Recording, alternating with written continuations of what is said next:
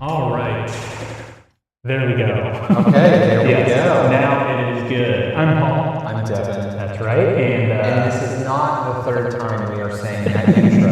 That's for not the third time. What's up, Pat? Favorite dads. Thank you. That's nice. Hopefully, it's not because you hate your actual dad. I'm going to say. Let's move this because that is hard white on white. That might not be better, but that is okay. So yeah, no, that is not the third time that we've done that intro. This is not the third time that we've planned echo. Oh, okay. So this happened last time. That should fix the echo. Here we go. Let's see. Yeah. Sounds okay on my here. Tell us if it quit. Hopefully it quit. Perfect. Okay, got it. One day we'll be at Paul's and everything will go smooth. I literally told one day we'll just never do it at Paul's. That's the goal. Well, one of the two. Wife would have to stop working for that to happen. And we're hoping for my job to be the one to quit first. Yeah. So, yeah, we'll get to it when we get to it.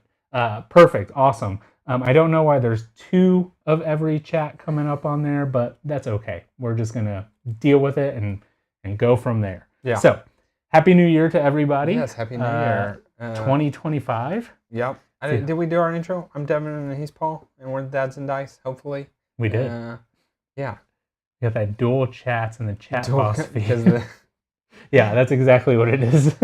Yeah. Man, I was telling Paul ahead of time, I know he's a teacher, and so he normally has break time, right? Yeah. And I know because my wife's a teacher, she gets off schedule, right? She stays up till 1 a.m. You stay up way too constantly, basically, and she will do that until Sunday, undoubtedly, for sure. Not even like ease back into it. Yeah, 100%. But the thing with that, I know she does it. She probably does not have kids on Monday. I don't have kids on Monday either. So it's like a show up when you show up, and you just kind of do your stuff. You don't have to be fully functioning. That might be. I don't really know. I can't ever keep up with teachers and their days off, right? Because you guys work, I've said it for the longest time, hardly work 2 weeks in a row straight without having at least one day that's either off or that, like a PE day or whatnot. Yeah. So I don't know. Anyway, I was saying this is the first year for me that I'm in a role where I'm not in, like, we'll call it the standard routine. I normally have always, my family's close and local, so I don't ever have to travel for the holidays, so it's very easy for us. So I let other people take off, and I just worked, right? So we get off half a day for Christmas Eve, then the full day for Christmas, back to work the day after, same thing for New Year's Eve. And I would just work those days, right? And so my schedule really didn't change. I worked till it was half day, did Christmas stuff, went to the family's next day, did Christmas stuff, went back to work. This year, I'm in a role where it's very different. Hey, Michael, thanks for being here. I do have, we'll call it, freer time during the holidays, and my schedule has been so jacked because of it. I have felt like over the last 2 weeks, I have probably had 6 Mondays. That's just how it's felt. Like, I'm like, oh, and it's Monday, right? And I'm like, oh, no, this is Thursday, yeah, it's been completely crazy. That sounds insane for you, Pat. I know the travel that you do already is crazy. I can't imagine 30 other sites on top of that. John just signed a new restaurant company, 12 food joints, 70 hotels, 30 hospitality sites. Okay. Yeah. Hey, on the bright side is this new places to travel, right? That is true. Possibly. Let's look at the glass half full. But with that being said, right, like with the time off and all that, I felt like I was doing, hey, Patrick, Happy New Year. Yep, we got it fixed. Thank you. With like the Christmas time and New Year's, I felt, for me at least, like I barely got any games in. Like, I think I played December 23rd. And then my next game was probably yesterday. Like, I played a lot during like the lead up to Christmas and stuff, but during my Christmas break, I I didn't play that much. Yesterday's was like some of the first games that I got in. And I know for you and Lacey, that was a little bit different. You guys still kind of kept that Lacey going. was down to play games. So she told me she really enjoyed, I guess, she said normally y'all will have like, basically, what did she say? A week break and then Christmas. Yeah. Right? And then, you have the week and then it's New Year's. And then she's like, and then it's like right back to work. She enjoyed it this way, where there was a very short break. Where we got off the 20th. Yeah, she was like, it was a very short break until Christmas, so a couple days, which was fine. Then had Christmas, had the week, New Year's, and then a couple more days after. And she said she would prefer it this way that every time. And it just depends when Christmas falls. That's really what it is. Yeah, so, which totally makes sense. All I've gotten is in 20 strong and like 2 dice thrown games. It's been home, so busy. Yeah, it's been very busy. Yep, I got to talk the wife into a couple games, and I didn't even get to do that many solo games. Like that's how busy I was. But I mean, games are games. It's fun, no matter what. Hey Pat, I just got the 3 original 20 strong. You did? I did. What one should I start with? Because I'm going on a trip next week, and I figured it's this big, easy to pack, so I was going to take it. So tell me which deck to start with. Too many. I was going to say Too Many Bones. I feel like that's the one that a lot of people say. So that's definitely. I'm very interested in your experience with this game because I would love to try it. Yeah, it's one that I want to try. Yeah, so I think it's just it's all of them or the Too Many Bones. I would like to know that. Yeah, and for anybody else that has played 20 strong, suggest them on there. Because I guess the Solar Sentinels is like, you're kind of like a space marine fighting big old alien insectoids, right? You're basically playing Starship Troopers. Starship Troopers, yeah. I did my part. Yeah, I think is what it is. So, would you like to know more? Well, with all of that being said, and you guys know that Solar Sentinels is easier. Devin's good with management. With all that being said, you guys know that we've been updating our cameras. We've been updating like our lighting stuff, all of that. And we've got some news. We finally created a Discord server. So this is where you insert the wah wah wah wah wah wah. Oh, look at that! I said Discord and that popped up. That is pure coincidence. That was very lucky. Pure coincidence. That was super cool. So I don't know how that bot did that. I did set it up to do it. It might have just been like 100% coincidence, but I think it was. Anyway, that is our Discord server. We've got a couple different channels on there, right? So just talk about your games, any kind of game. We've had it open for a couple weeks now, just trying to figure stuff out. Get all the channels set, right? Yeah. So we're taking this approach, right? Everybody's familiar with Discord, so I'm not going to talk about what Discord is. But we're taking this approach because we understand it's going to be a small channel to begin with. So a small server to begin with.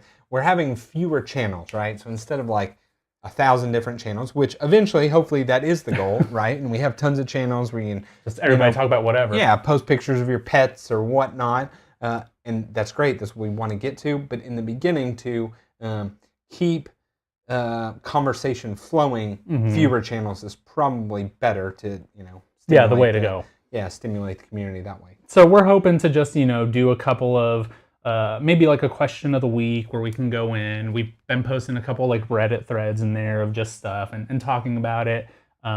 If there's any videos or anything like that you guys find cool, that you guys want to share, post it in there. And it's just going to be a place to talk about just games. And there's another channel for just life talk, whatever it is, what you've got in your collection, all that kind of stuff. Yeah, pour out your soul. It'll be fine. Yeah, that's right.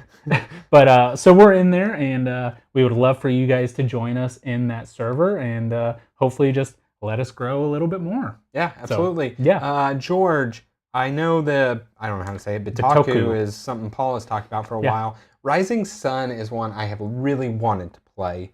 I just never had the opportunity because it requires 3, and to get 3 people that want to play that weight is got to be perfect stars aligning for me. Is Rising Sun more heavy? Yeah, it's pretty heavy game. I didn't realize that.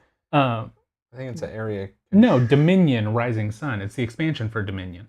Oh, I thought it was just Rising No, Sun. No. And that was that Rising Sun? Yeah. I don't remember. It was the one that you had, right? Yeah. Yeah. No, this is the Dominion expansion. Yeah. I couldn't tell you anything about that because I love Dominion, but there's 40 trillion expansions, and to keep up with them. With all the different ones. Yeah. Bitoku is, I believe, in the same universe as Daitoshi, Danny Garcia's new game from Devere. Take it easy, Pat, and hopefully you win. Yep. Have a good one, Pat. So that's in that same kind of universe. I don't really know what that universe is. It's that like Devere is creating yokais and stuff like that. And that's like not anything I care about in the slightest. So. And then Pampero. That's one that we had kind of looked at BGG to possibly play, but never got to it. So, but yeah, that is our news. So go join that, and we'll keep the chatting going on there. Let's get into our month of review. We had 31-ish plays. And we'll start it off here with Azul. Azul. So I played this, right? I did not. So yeah, it was me that played this. Well, here's the thing. I actually just played this like yesterday. Oh, okay. So I was like, is it me that played last week or the week before or last month, whenever? Anyway, Lacey and I got this. We have not owned Azul or ever owned it because you've always owned it. I have never needed to own it, nor did I really plan to buy it. But for not Secret Santa, what are those called where you buy for the children? Angel thing? Angel Star or Angel, whatever they are, you know, right? So our churches do them, right? We usually get one or two from that. Yeah. Lacey's school does it for kids that go to the school, families that go to the school. And so we also do it for that. And for there, they had a family that, you know, have 3 kids through the school, and ages were like 5 was the youngest. I know that, but it was like 5, 8, and 9 or something like that. And one of the kids wanted was games, right? I'm like, well, I can do that. So I bought, I think 7 or 8 games. Azul was one of them, and Lacey said, she was like, I don't understand how to score this game. I don't think we should give this to them. Yeah, you know. So I was like, okay, that's fair enough. I mean, we bought plenty, so it didn't feel bad for keeping Azul when like we were trying to be greedy about it. She was just like, they're not going to be able to. They won't understand. She was like, I know, you know, I teach these kids. I know they will not be able to figure this out. And so we kept it, and because we had it, we played it on one of our family game nights. Which was great. Luna loved it, right? So she had her own player board, and we gave her the discard, right? So the discards were hers, and she had a blast. And she started just wanting to collect like one type, you know? And so she like just the blues, just the blues, one type or whatnot. Well, there you go. That's part of the game, is trying to get all the same type in every row. Absolutely. So learning a little bit there. Yeah, absolutely. Azul's a great game, and so honestly, I'm glad I have it now because. I had not played it in, I probably could look, but many years, and I do enjoy it. So there can be a ton of hate drafting in that game, and I know you and Lacey aren't necessarily that. At 2 players, do you feel like you guys do that? Yeah. Yeah, just because that is the game kind of thing? Yeah, absolutely. You can't avoid it at 2. It is not always the case the higher the player count, right? But at 2, it 100% is. Yeah. But I also feel like at 2, it is much harder to get stuck with a lot of tiles you cannot play. That's true. At 3 and 4, that is very much the case. You can get stuck with like, oh crap, I'm about to put 4 reds down at the bottom in the broken area, right? 2, it is, I feel like, dang near impossible to get in that situation because you have half the control, right, instead of a quarter of the control or whatnot. So that makes sense. So even though, yes, there is a little bit more of the, we'll call it the hate drafting, it doesn't turn into, you know, I just took -6. Yeah. So it doesn't feel as bad. Yeah. Makes sense. We played Champions of Midgard with both of the expansions at the beginning of the month.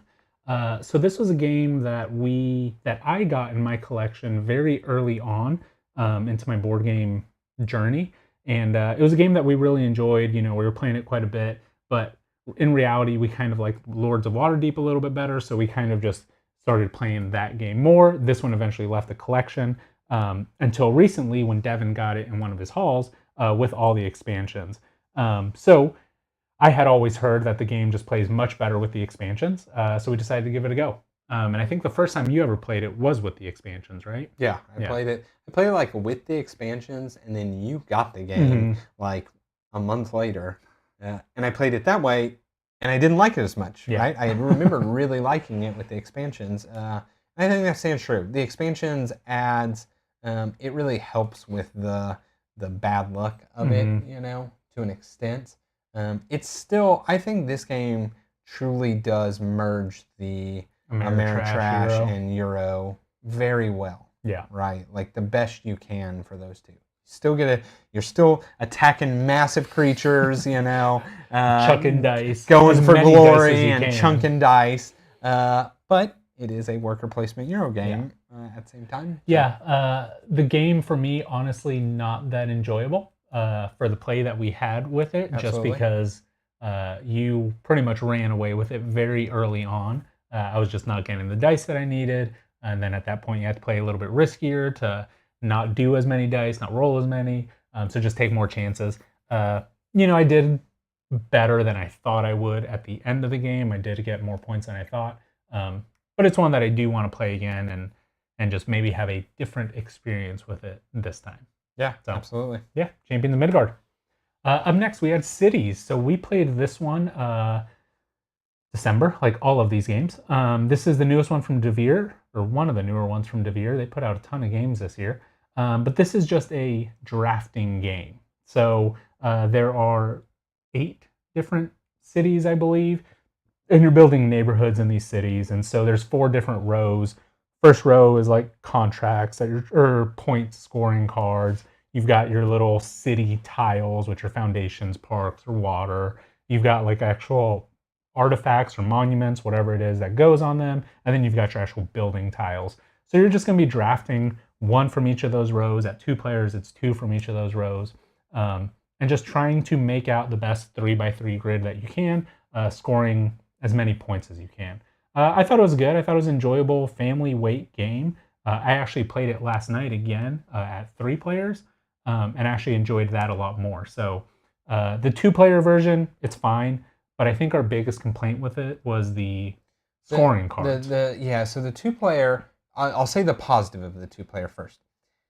2-player makes the drafting very good. That's the best way to explain it. And you've got 8 things you're going to draft, 2 from each row. And so it becomes this like, the game is the draft in that like, okay, I really need to get one of those landmarks, right? And so that's a top priority. I want to get that, but I actually don't think Paul is going to draft that early. I think Paul might do the building blocks early. So maybe I go ahead and draft that now, knowing that that is what is like a higher at risk of drafting for me. And so it's really kind of cool because you're taking 2 from each, or maybe it's like, okay, I'll get the 1 landmark now, and then now let me kind of figure out what I'm going to do between the others. Whereas in the multiplayer game, you're just doing 1 from each row, right? So it's like kind of top priority is this, got to take that now because there's 3 other people that can take it. So I think it does that really well. The part that didn't and kind of really stood out for us was it didn't matter that the other 3 rows of stuff were stagnant. That was fine because they're all relatively the same. The scoring was stagnant, and you were forced to take things that you knew you wouldn't be able to score. That literally could not work together. Yeah, for mine in the playthrough, it was I had level 2 red buildings, level 3 red buildings, and level 4 red buildings. Yeah, so there's no way I can do all of those, right? Yeah. And so that was kind of the downside with it, where in a multiplayer, in a 3 or 4 player game, you're taking 1 each turn, and so therefore you are taking the best one for you that turn, and then next round you have 4 new or 3 and a random new choices. So you can actually build out scoring that you are capable of doing. Yeah, and in that higher player count, you do go through all the tiles for the cities. You go through all the cards. So like there was cards that we didn't even see. Like there was ones that were like set collection. Oh, so you go through every cards? single one of them. Yeah. Interesting. And that was really good to kind of like. Yeah, because we saw half. Yeah, right? we saw half. We saw exactly so, half. Okay. So that was really nice. That was I really enjoyed it at that higher player count. Yeah. So up next we have Civolution. Yeah, Civolution. This is the big new beefy boy in town here. This is a kind of action selection sandbox. Sandbox. Although I find that I find that way less true the more I play it. The more you think about it. Civolution is very much supposed to be a big sandbox, a civilization themed game, because not a civilization straight up game. argue this is not a civilization game by any means. I don't think so either. This is a Euro. You are taking on I don't know if you're an alien species. No, I think you're in the future. Or maybe you are. What actually. are you? Are you an alien, or are you just future I don't human, know now. or are you a machine? I'm not actually sure what you are, but you're controlling a console, a simulation that is simulating a civilization, and so you're sticking in upgrades for your console that is how you learn agriculture or whatnot. Procreation, movement. But yeah, and so basically it's you're taking dice and you are using them very similar to Castles of Burgundy is the one that they say a lot of. I guess if you're comparing a Steffenfeld, very much, it's like a Castles of Burgundy in that way. I was honestly going to say it like kind of like a Scholars is really what it feels like. Scholars, actually that's a good one. But yeah, and so you use 2 dice. Those 2 dice specifically do one type of action, and you have a bunch of dice to choose from. And you're doing all kinds of different things in it. But reason I don't know that it's much of a sandbox is while you can go and play in the sandbox of this game, I think to actually do well playing the game to win the game. It's a guided path because of just how scoring is, right? You're going to target scoring objectives, and that's really going to dictate what you actually do. That makes sense. Or, Paul and I have not played where you draft your initial hand of cards.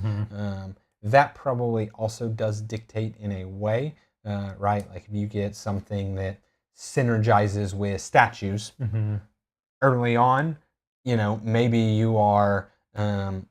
whatever the uncovering site one is, and building, right? And so you go heavy into like that of like, oh, I'm going to find all the building sites I can. So whatever, exploring, I think is what that one was. You're going to explore and you're going to build, right? Or maybe, I don't know, that's just me spitballing off of something. But like you could probably get something.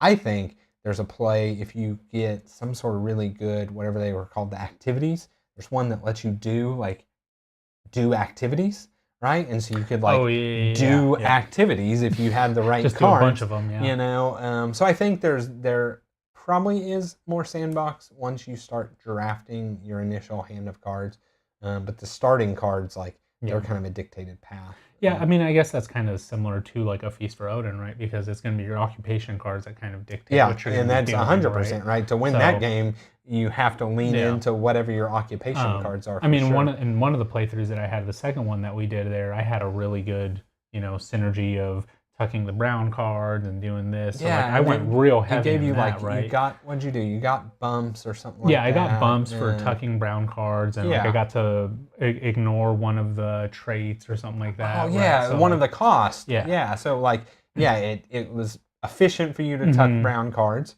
and then you got a bonus for tucking them. So I think we just need to play it more. Played it 2 times, so I'm literally just going off of that, right? But I can tell you from the things I've watched in my experience, you can very much play the guided round scoring, end of game scoring, and that will dictate your game, right? Oh, this round we want people, so let's build some population. Next round we want blue bumps, so let's bump up the blue, right? And you can play that game and you will score perfectly fine in the game. And I'll say, even you said, we've only played this 2 times. That's pretty good for us. 2 times, almost back to back, right? Back to back weekends, because we generally don't play games frequently like that. So the fact that we did play this one just shows, I think, how good of a game it really is. And I think we talked about it. This one probably would have been in our top 5s for the year had we played it earlier. Yeah, we played it like right after we did the list. Yeah, because it's a real good game. So Evolution. Clank. Clank. We both played Clank this month. That's fun.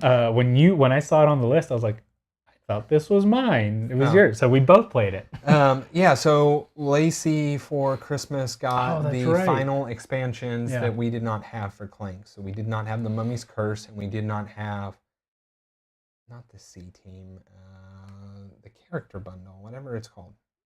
I don't know. It's characters. It adds asymmetric decks and powers. So everybody gets their own deck and power. We did not play with that. We played 2 games with the Mummy's Curse first. Was Clank Legacy asymmetric?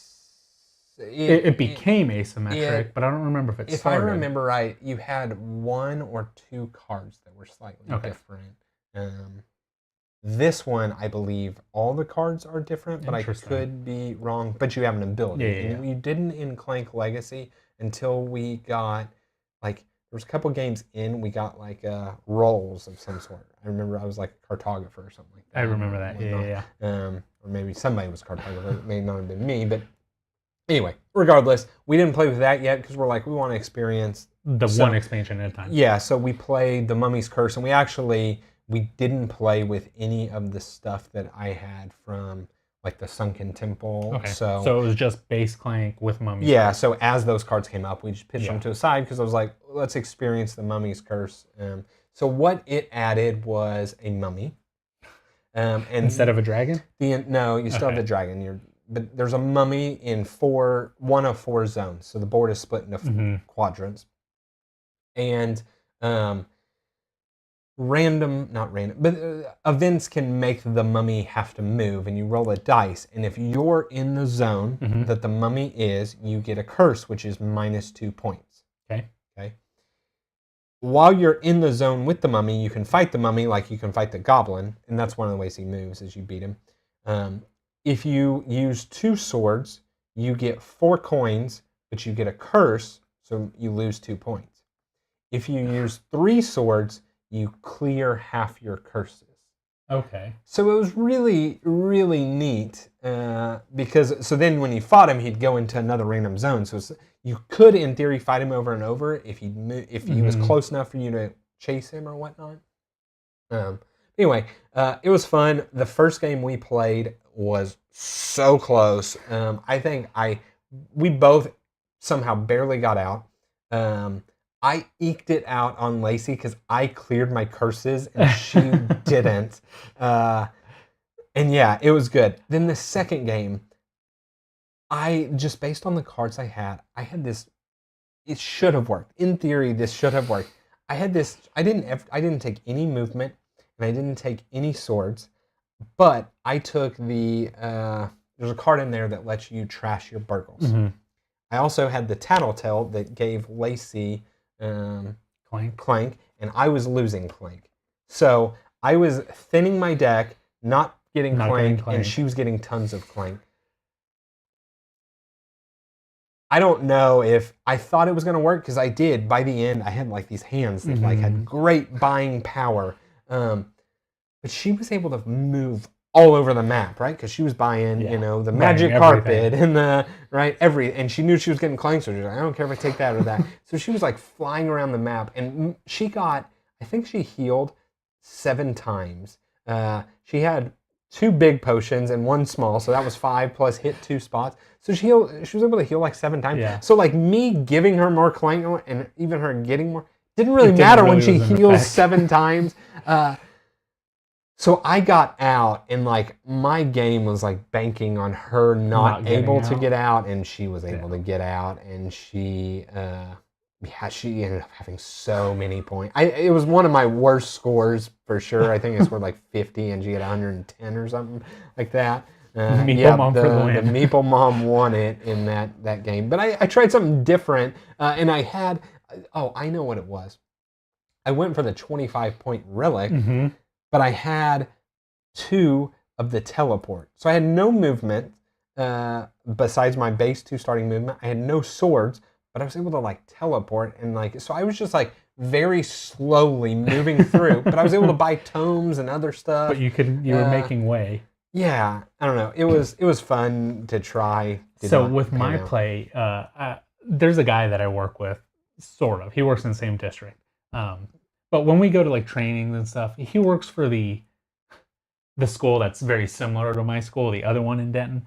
So anyway, we talk, and he, like, when we first started talking, he was just like, yeah, I played Clank at one point. And I was like, oh, like, you like games? So we started talking about all that kind of stuff. And then we played like Ticket to Ride on BGA and stuff like that. And so finally, you know, through more of these trainings and stuff, it was like, hey, we should like go to D20 sometime and like actually play something. So we actually met up and played. And he was like, let's play Clank. I was like, yeah, for sure. So, you know, generally Clank, what does that last? Like an hour-ish, right? Yeah, I'd say an hour and 90 minutes. Yeah, hour and 90 minutes. So we're playing this game, and he is just like, he makes it down to the underground like super fast, and I'm kind of making my way, getting, you know, the question marks and all that stuff. He immediately grabs the 15 and just gets out. And I'm still like above ground, and I'm just like, oh crap. I've never played a game of Clank like this. So thankfully, like, the 25 relic is relatively close. So I go down and I get it. And he's doing the same thing. He's just giving me Clank, doing this. And at that point, I'm just like, I don't care. I'm just going to get Clank. I just need this. I need to get out. So I'm pretty much like at the border, right? He already got out. Yeah. We're 25 minutes into this game, 30 minutes into this game maybe, and he's out. And I've got all this Clank. I've got like 3 health left kind of thing, right? And so I'm like, I just have to make it above this line. I know I'm not going to make it out. Yeah. I just have to make it above this line. Let me hit these things, maybe get some more victory points, buy some more tomes, all that kind of stuff. So, you know, I go above the line, do the Clank, still not dead. Go below the line, fix my stuff, do the Clank, still not dead. Heal myself a little bit. Anyway, the game ended at like 32 minutes. Fastest game of Clank that I've ever played. Yeah. He got 68. I got 60. Oh. I was so mad. I was like... That's a bummer. Yeah, I was so mad. I was going to say, typically, the rush strategy is always a losing strategy. Yeah. Because the other person can hang out... and just do exactly what I was doing. And get a lot of points in those 3 turns. Mm-hmm. And that's like... So it's almost always... I'm sad you weren't able to pull it out, because typically the person that rushes almost always loses. Like, and then the worst part is you rush... because I've tried it. Yeah. You rush, and then you end up having to sit there while the other person is having fun. To do the fun stuff of collect things and whatnot. Yeah, I was so upset because, like, I don't know. There was one more move that I could have done that would have, like, gotten me a tome, but I was like, I don't know if I can survive. Like, let me do this. And so immediately after, I was just like, I know I could have won this. Like, it was so close, and the only reason was because you got the 20 points. So it was fun. Like I said, I'd never played Clank like that before, but it was a good time. So, all right, Cupcake Empire. Cupcake Empire. We played this on another family game night, and Luna had an absolute blast. She's still been picking El Dorado, but when I say no to El Dorado, she's been going to this one? She goes to this one now, mostly because it's a pink box. I can see that. It's as simple as it is a pink box. Yeah. This game's fun. I don't know. That's just the best. You are building a little cupcake shop. You're building... It's interesting in that you get to... Basically, all the people have either brown pants or tan pants, mm-hmm. being either chocolate or like the person represents the type of cupcake that they want. And so if they have dark brown pants, they want chocolate cake. If they have light tan pants, they want vanilla, and then whatever shirt is the color. So if they have a red shirt, they want strawberry frosting. Mm-hmm. And so you make the recipes, and you don't actually ever spin the cupcake. It's now, oh, I can make this cupcake. So once I can make a lemon vanilla, right, I can always make that, and I can always serve the lemon vanilla people. And at the end of every round, you score, so you have a production that you can make, that increases every time you make a new cupcake, or a shop or something like you build a shop or something like that. And then you have the amount of people you fed or can serve, and then that's like a money value. Whichever one's lowest is you score that many victory points at the end of every round. Okay. And so you have to do this balance of, okay, I need to sell more, and then now I need to produce more, and we should, because honestly, this game it's worth playing. I think we can record this for sure. It's really, really neat how they use the meeples in it. I'm not saying it's a great game by any means, but I'm saying it's fun. It's perfectly fun game. It's a good family weight game. It's good for family night, absolutely. right? Like absolutely, and again, my daughter likes it because she's pink, and she gets to have her little like cupcake shop thing, so she sits between Lacey and I, so it's like me, Luna, should be where the Cupcake Empire Lacey. is. yeah, absolutely. So she has her own, any game we play, she has her own player board, and we give her, like, if I have pieces, she has pieces, and she's just playing with stuff while Lacey and I are actually playing the game. But yeah, she enjoys it. I think we can do that one. Dice Realms, we played this one together. We live streamed it, I guess it was last week, maybe the week before. There we go. Froze up right there. But that's okay. I like dice building, right? So it's that same just kind of tactile feel of absolutely of I like digging in this bag. I like popping this thing out. Rolling dice every turn. Rolling dice every turn. I think that's why. So this one is simultaneous, right? Yep. Where Dice Forge is not simultaneous, but you roll your dice every single turn, right? I think that's the key to both of those games. I think it's Dice same Forge as Space Base, right? Is it Space Base? Yeah, well, no, I'm sorry. You're not rolling your dice every but something can happen for you, happen. So like you're doing something. Yeah, but like I think that it works because those games have that little bit of every turn you're rolling dice. You never, even when you're not doing something in Dice Forge, you're still rolling your dice and getting stuff. In this one, every turn you're rolling dice and doing something. Yeah, as I said, I think this game replaces Dice Forge for me. And that is not saying Dice Forge is a bad game. I think Dice Forge is an excellent game. And so that speaks a lot for this game. Yeah, and the fact that this one, we showed off just pretty much the basic dice, right? There was so many extra faces that you can get. If you want to be with more confrontation, you can add those attack ones in there. There's just a ton of replayability with this game. And I think it's definitely worth it. Yeah, so Dice Realms. Ezra and Nehemiah. This is you. Yeah, I played another game of Ezra and Nehemiah. Don't have to talk too long about it. This time I went a temple strategy. What I will say about it, I have now scored the temple strategy, like the red, the blue. Okay, the blue scrolls. Yeah. Okay. Is the red the temple? Yeah, I guess. The red is the sacrifice. Red is the altar. Red is the altar. But I think you are rebuilding the temple. Maybe you are. I don't know. Okay. I did the blue. Blue. Did the blue strategy, and I did. I'm talking heavy blue strategy. Thing was filled with blue. I tied my highest score, and I have now scored 132 doing blue.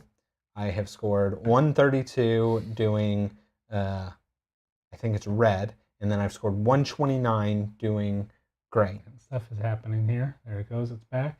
The solo not being the best. That's the worst part about it. Yeah, like this, I play on the hard, and it's like miles behind. Because I think for the hard, it's still only getting like 90-ish, 100. Yeah, I think it typically will break 100. I don't think it did in this game that I did, which may have meant I did something wrong. But regardless, I know it also wouldn't have gotten 130. Yeah.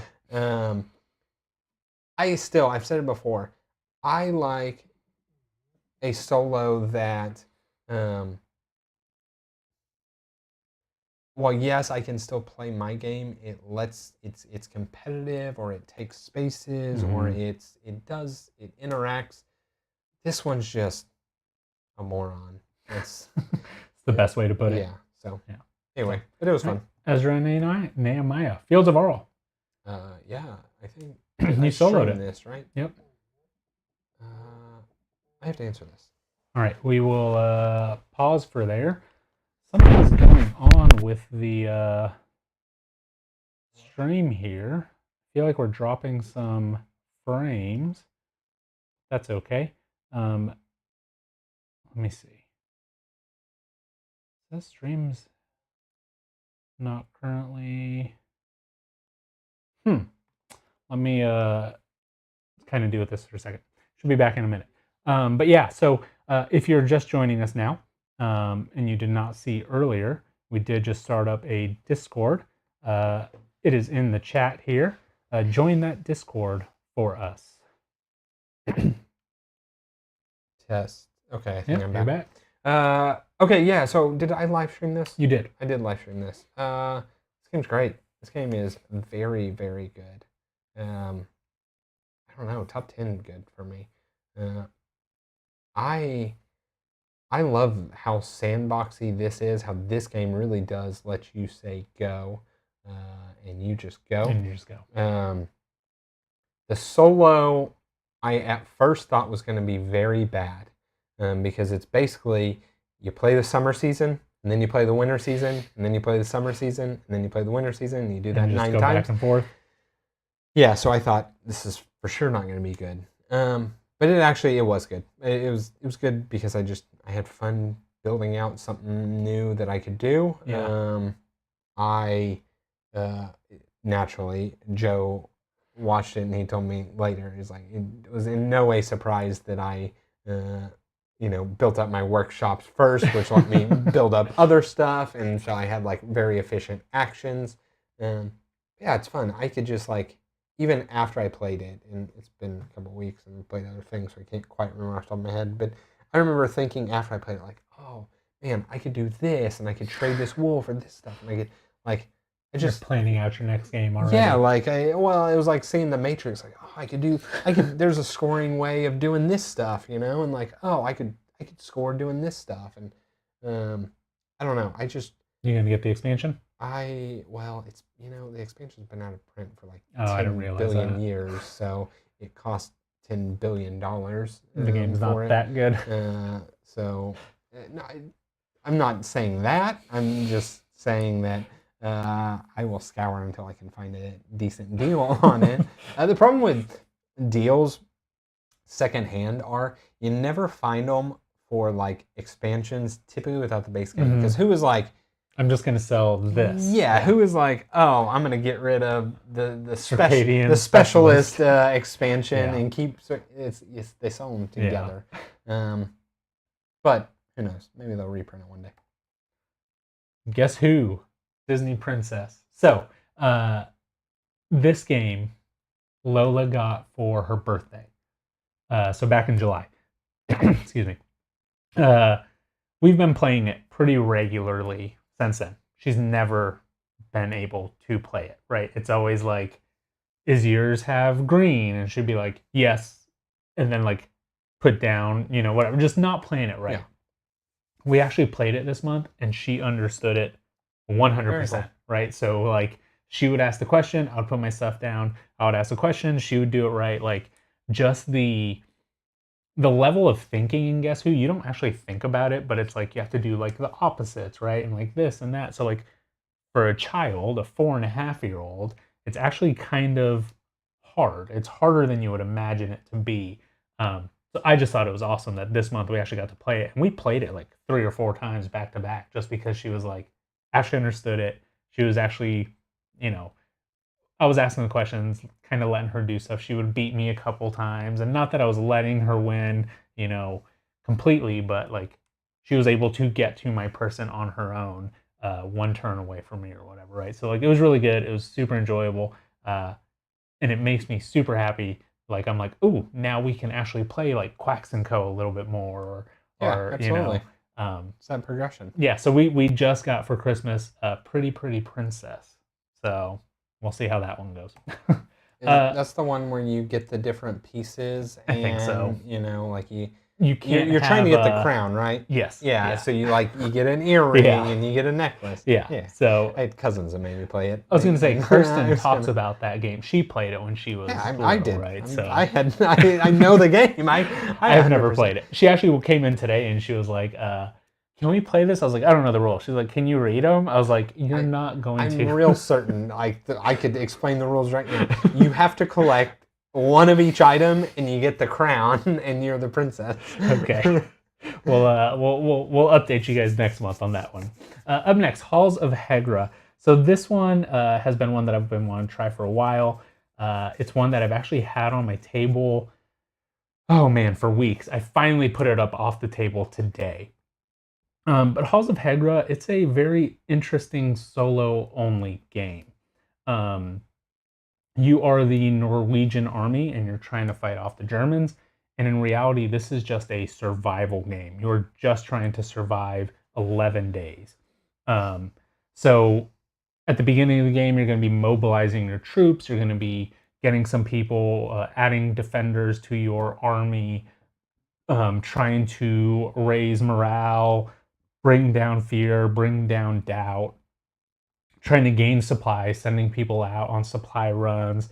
The weather, there's event cards that change the weather. It might be snowy, cloudy, sunny. And there's just stuff is going to happen.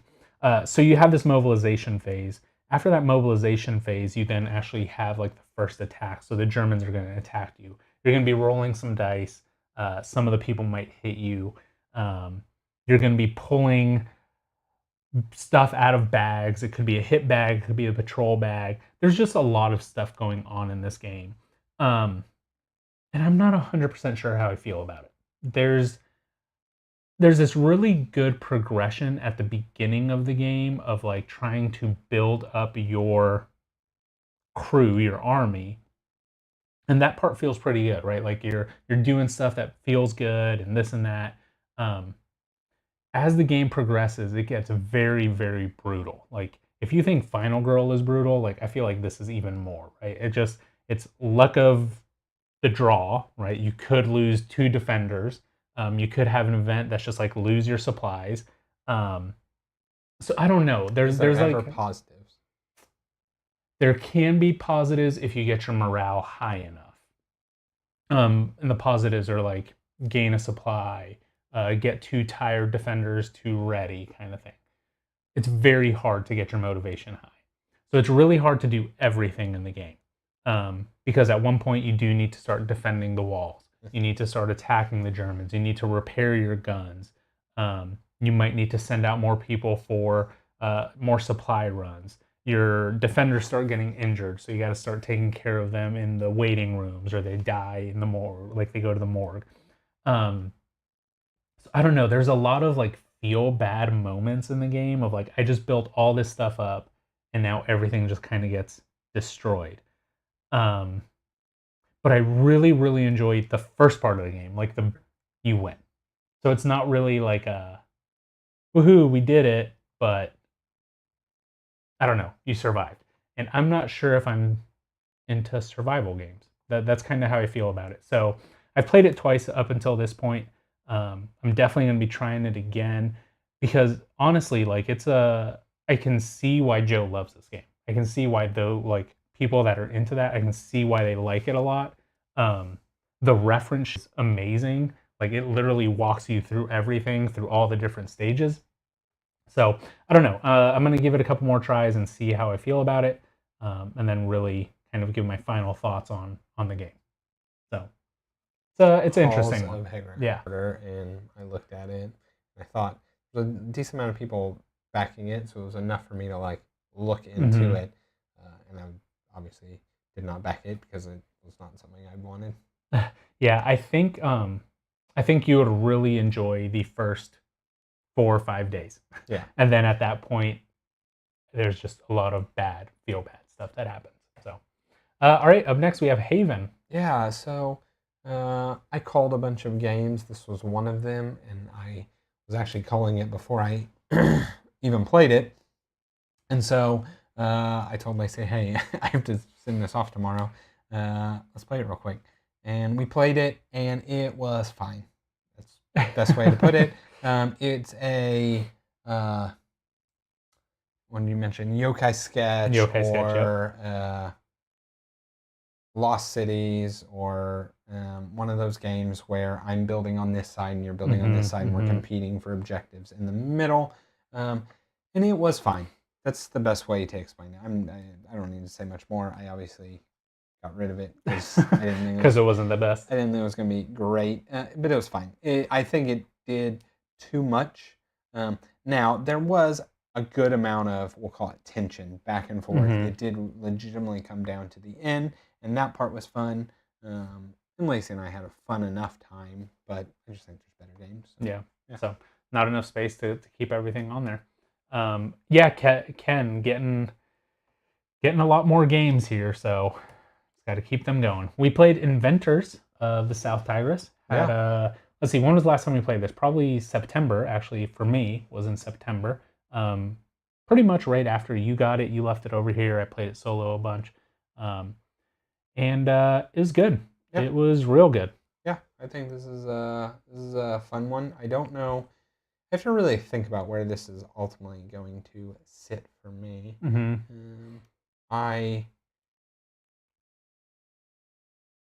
This was one, right? I told you when we started playing it, this is going to be a low-scoring game, and it was.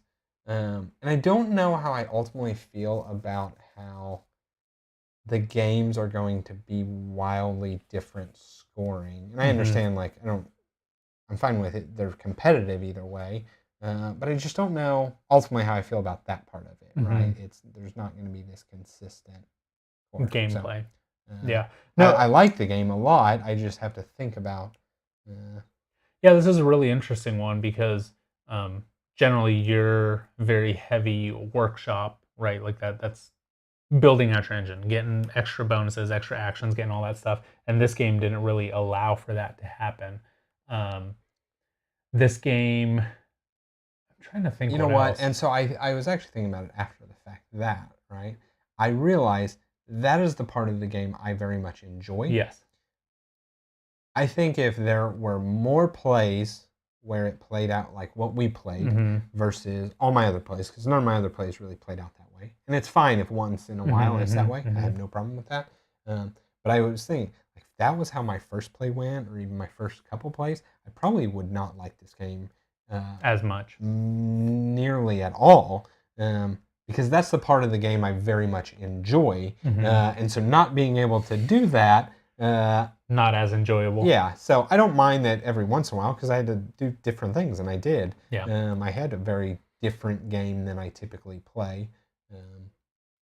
But yeah, I just realized that is the mechanic that I very much enjoy. I know for me, after my first playthrough, I pretty much it was just I think this game is not for me, kind of. I'll play it, I'll do it like that, but I just know that I'm never going to, it's never going to be my top Garfield. It's just a little bit heavier than what I typically enjoy.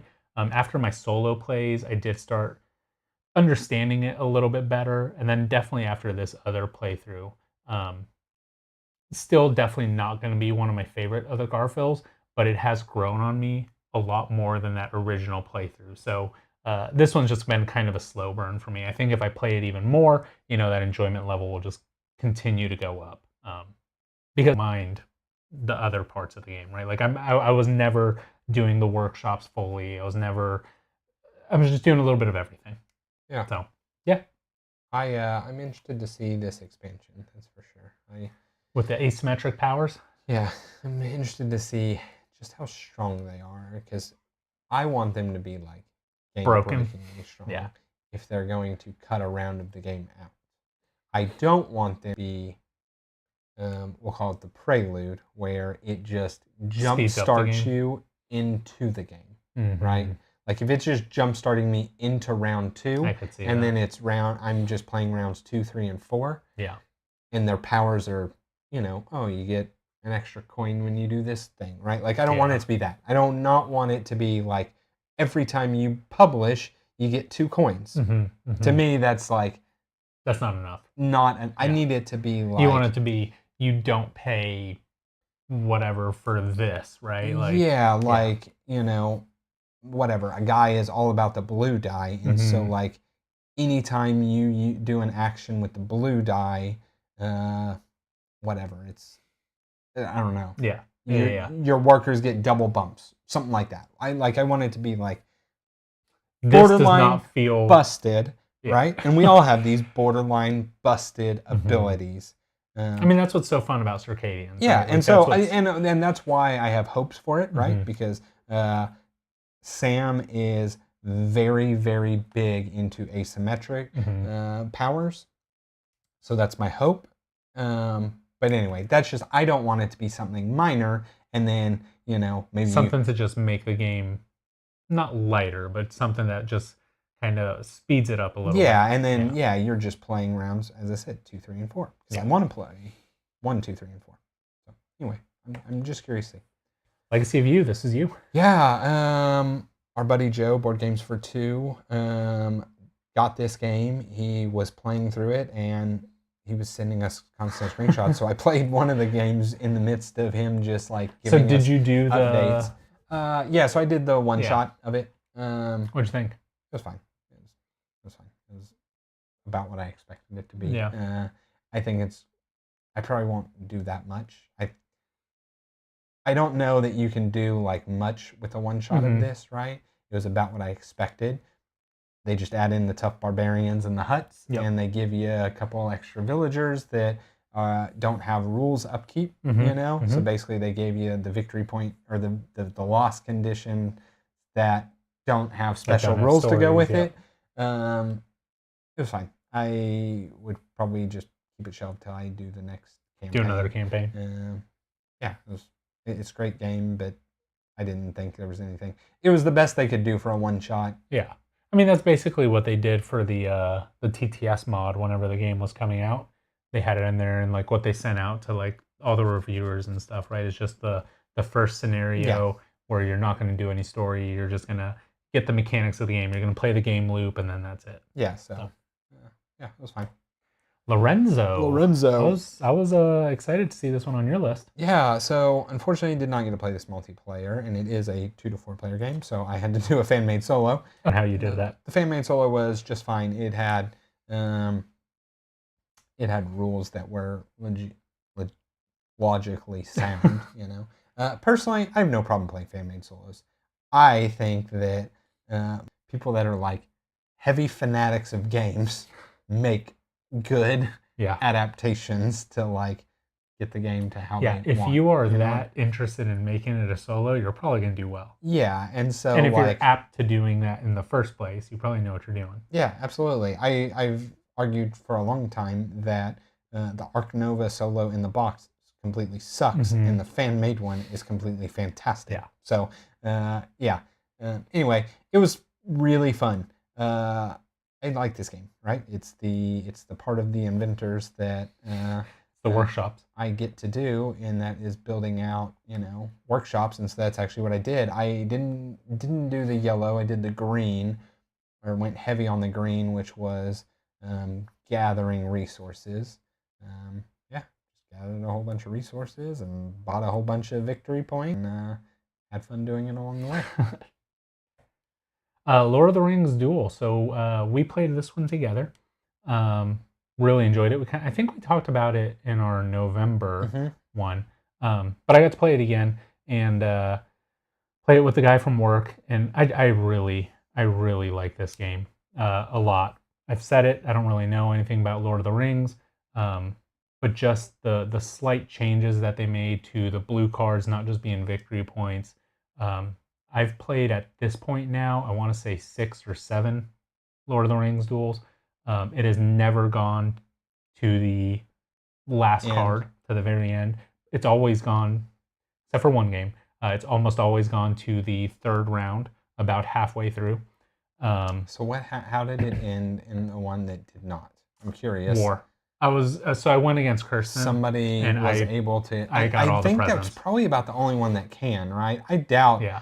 There's enough blue to end in the second age, and I know for sure because the wizards are only in the third age, so you cannot win the other way. So you can't. Right. So like, I I was able to get a couple of the races, and one of the race abilities was, I think I had it with you, was when you build a landmark, you get to do another action kind of thing. Yeah, that's your go-to. You yeah. love doing extra actions. Yeah, so I build a landmark, and then I was getting something, and then it would combo off something when else. When Paul played Seven Wonders, he always, yeah, without fail, drafted all the wonders that were doing action after exactly. That's Paul's go-to. He loves doing extra actions. I do. It's fun. But yeah, so that was the only other one. But man, just that tension of just, and I keep saying that with this game, but like you really have to pay attention to Middle Earth and like, oh, I cannot let them have this card, and then with the chase for the ring or whatever it's called, it's like I better get some rings because this person's coming right on me, right? And then the races, and I don't know. It's just, I think it's done so well for a re-implementation. It's just a great game. Steve, I agree. Yeah, the extra actions are the best. They're fun. So that's Lord of the Rings Duel. See, I had to learn, Steve, to play without them, right? Like, I have to win without them because Paul 100% will always just pick those. So all of my strategies don't involve doing anything extra. I have to do it just off of what I want. Granted, I think, the other abilities definitely balance that out, right? I think one of the most, not most underrated, because I haven't played this 10,000 times or with 10,000 people to know that, but one that was not picked in any of my initial games, and I picked in my most recent game, was when you get a red card, you can place anywhere. That one is so good. That is a game ender. Yes, right. I think that's what I had. When you get it early, it's like when you see it early, it's so low impact. Yeah. But that in Age 3 is literally a game ender. Yes. Yep, I agree 100% because it's those things like, well, I already have presence in blue and green. Like I need presence in Mordor. If you have that, it's like I will draft any red card and put it wherever I want. Yep. Playtested Lord of the Rings. I know. I just don't know where even to enter. I have Marvel Champions, so I don't really need to enter that space, and that's what's really prevented me the longest. But like, how do you enter it now? Because there's just so many cycles that it's like, what do you even get? What do you even start with? Where do you go from the beginning? And I know they recently redid the core box, and so it's a whole brand new core box. But still, it's still overwhelming whenever you expand past that core box. It's like, where the heck do I go? Do I start with cycle 1 that was from 7 years ago, or do I do the newest cycle that's today that's going to have 1,000 keywords I don't understand? So yeah. Makes sense. The Mind. So played this on Christmas. Yeah, on Christmas. So we were over at Lacey's family's house, and we played another game that I'm going to talk about a little bit later. And when we got done playing it, or we were ready to move on, I had brought games, because I always bring games. And I basically just bring them, unload them, don't ever play them, put them up. Load them. Yeah, that is the typical. So we get done playing, and Lacey's sister, Libby, is like, hey, I have a game we can play. And so I was like, whatever, that's fine. I'll play anything. Fully expecting it's going to be, the categories or the taboo or those kind of games, right? Nothing wrong with it. We play those kind of games all the time, and I have fun playing them. But that's what I was expecting. And she brings a deck of the Mind. And I'm like, what? You're like, do you need me to teach y'all this game? And so she went on a cruise about a month ago for a bachelorette party, and one of the girls brought this, and they played it, and she had a blast, so she bought a copy of it. That's awesome. And so yeah, we played the Mind, and it was fun. We didn't get super far, mostly because when we're playing games there, it's like literally families walking in and out, watching, standing over watching us. We got to explain what we're doing, kids coming up, we got to stop and feed them. So it's like the mind is meant to, the rounds are 60 seconds long, right? We're playing one round and then like a 4-minute break before we get to do the next round. But the best part was, it was me, Lacey, Libby, and their mom. And their mom had to go finish cooking something. And the whole time, Lacey's grandpa, her 87-year-old grandpa, is standing right here watching, right? Asking questions. What are you doing? He fills in, and he's got it, and he plays the mind with us, and awesome. Like he's enjoying it. And he told me afterwards, he was like, "I want to play that again." That's awesome. And so that was just it was a really cool moment, with him. And yeah, so we played the mind, and it's been honestly really cool. Libby, and I guess her friends are like slowly getting into games, the entry level of games. So a few days after we played this, she texts Lacey saying, "Hey, I just played a game that I think Devin would really like," right? It was Azul. And so I brought it last night or night before, or for New Year's, when we were over there for New Year's, and we played a bunch of Azul. That's awesome. And she was like, "This is my new favorite game," right? And so like her and her friends are slowly, it's interesting how they're like discovering games kind of like we did. The Mind, Azul, these are all games that I was playing 10 years ago, right? So it's really kind of neat. So I also showed them Lords of Waterdeep, and they really liked it. They really enjoyed that, right? Because I was awesome. like, okay, so I explained worker placement and just kind of what that was, right? Like I'm like, this is what worker placement means and kind of the strategy behind it, and you cover up spaces and it can only be used once in a round, and I mean they picked it up right away, and so yeah, it's really cool that they're like, and even Lacey's mom, right? They're all like getting into that, just kind of the ones that were 10 years ago. So hey, in 10 years from now, they're gonna be playing Civolution with me, so it'd be great. It's really cool to think about, like, now that like Azul is an entry-level game, right? Because like I remember when that came out, right? That was, I think, 2018, 2019, somewhere around there. And it was just like, that was cool. And now that's kind of like in your same Ticket to Rides, this kind of stuff, right? It's all in that kind of realm. This guy that I'm playing with at work, it's the same kind of thing, right? Like, he's talking about these games. He sent me a picture the other day. He was like, "Dude, check out this game. They're playing Betrayal." I was like, "Dude, Betrayal is awesome. Like, that's a super fun game to play." And then, we're at D20 and he's like, "That box up there, Sleeping Gods?" I'm like, "Dude, if you want to play some Sleeping Gods, any Monday night when Kirsten's at work, we will do a campaign." I was like, that was so much fun. And it's just like little stuff. So like, it's cool. They start asking the questions and you're just the kind of go-to for it. Yeah. And, I talk about, it's Lacey's family on my side, Derek, and his family. He has a friend who they're playing right together. He'll tell me like, "Oh, we played Wingspan," or we played, Ticket to Ride, or like they're playing all of these games. So it's really cool that, I don't know.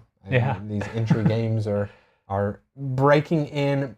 It's expanding the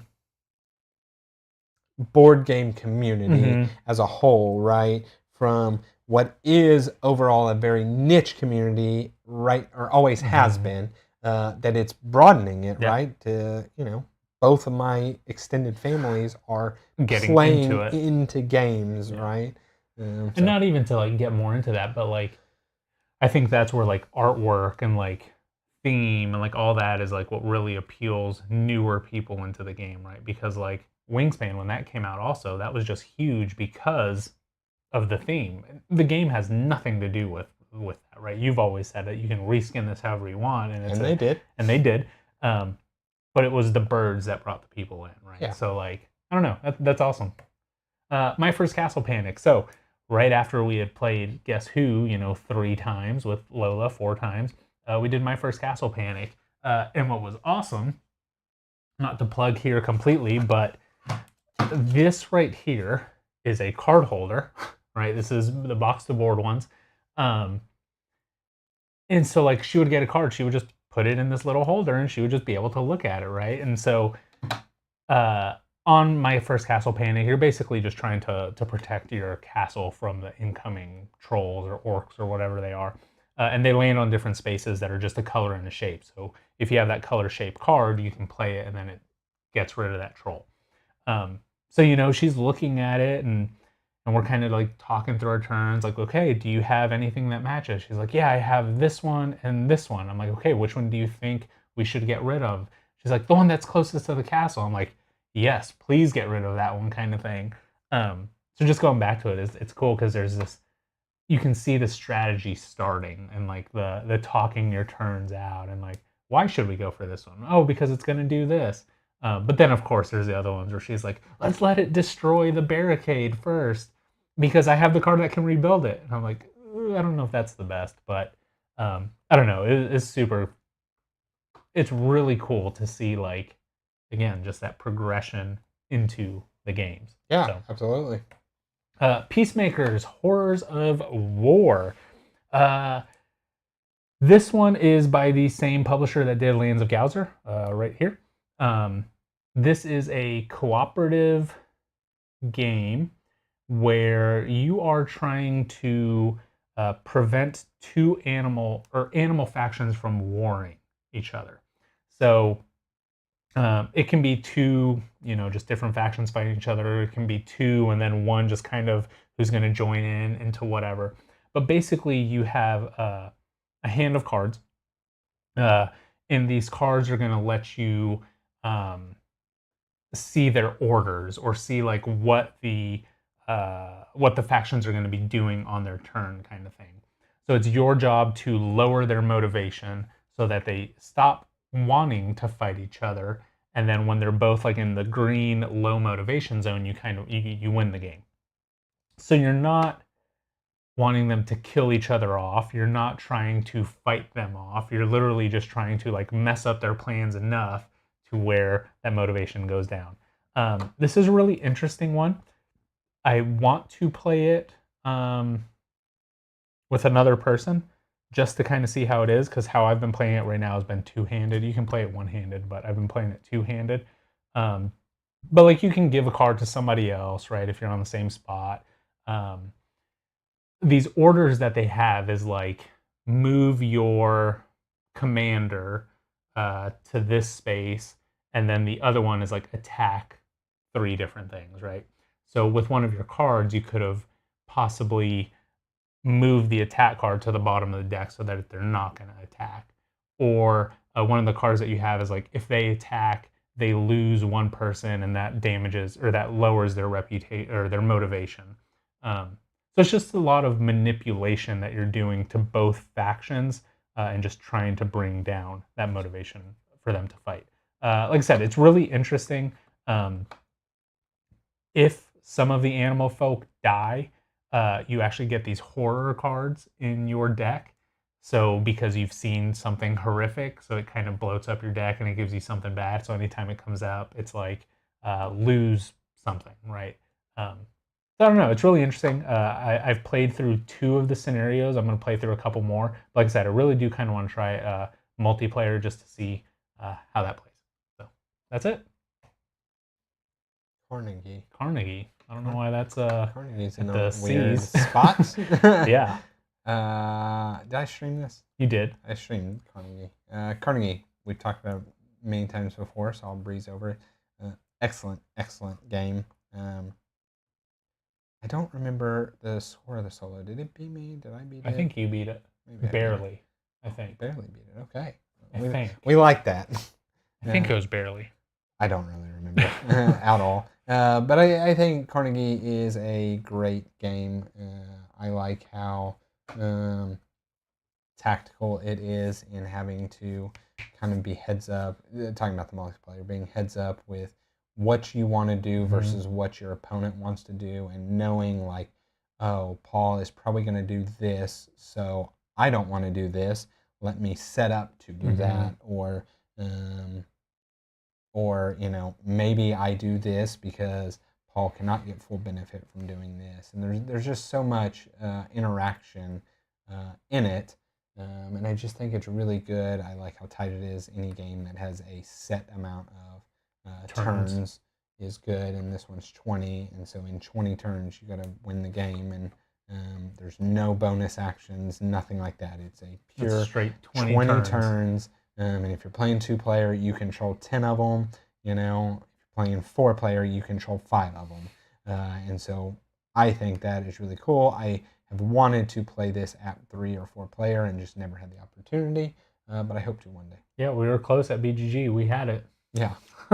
So I definitely want to play it again. It's one that I enjoyed the couple times that I played it. Praga Kaput Regni. We've talked about this one a ton. We love this game. Yeah, this game is fantastic. Yeah. Want to definitely try it at higher player counts. I think that is the only gripe, if any, that we have, just because it limits some of those actions from the bottom of the board, the buildings. With that said, we learned a new rule. We did. That, you know what, maybe I'll still play it at 2 and love it. This game is like, it's been climbing for me. But I think it would plateau at the moment. It's going to plateau until I can experience it at 3 and 4 players, right? Because I think there's a big part of the game that I'm missing at 3 and 4 players with not just the board control aspect, but really the wheel turning more than just you're doing every other space. And so I'm loving the game a lot, but I cannot solidly put this with some of my other greats until I experience it at that higher player count and then right? I have a strong feeling that's how it's going to be. But once I actually get to play it at 3 or at 4, and I know, okay, this is really good like this, this will easily be a top 10. Yeah, this is a terrific game. Rococo. We played this over it was on New Year's Eve. New Year's Eve, yeah. So Lacey and I on New Year's Eve, we just play games. That is our New Year's tradition. It is put kids to bed at the normal time, and we'll just sit and play games and watch TV because we're not about to go out or any of that kind of stuff. And we played this one a few months back, and Lacey very much enjoyed it. We played it again. We both very much enjoyed it. It was good. I think it's another one that we need to try at a higher player count for sure. Absolutely. So it plays up to 5. Yeah, because the board there's a 2 and 3 player side of the board and a 4 and 5 player side of the board. And yeah, I would really like to play it not at just 2 because it's got an area control aspect that's a decent portion of the game, and right, anytime that's at 2 players, it's 1 very cutthroat, but 2 just not quite great. No new stream of Rococo. I mean, we've done it once. I think the only way that we would do that is if we had another player, probably. Yeah, it probably wouldn't be any different than our initial. Steve, I'm sure you've seen the Ultra Deluxe version of Rococo. I think there's a couple cards in this one that you've talked about that are... So in some of the it's I'm sure that the Deluxe tweaks the game in, but there's some that it's weird, right? It'll be a blue dress, or the blue is suits technically, but and it requires 1 blue and a silk, and this one requires 1 blue and a silk, and this one gives you 3 victory points and 12 money if you sell it, and this one gives you 4 victory points and 20 money if you sell it, right? And it's like, I'm gonna go for this one. They literally, and so there's a few of the tiles that do that I'm like, this is definitely busted. Yeah, that's not quite busted, but just kind of like, that kind of feels bad. But yeah, if you definitely if you get a chance to try it, highly recommend. It's a awesome game. Yep, Salton Sea did another solo of this. Just kind of breeze through it. I think this game is great. I think the economy in this game is great. Man, I just love how much the actions are your money and having to balance that out. I got completely and utterly decimated by the bot in this one.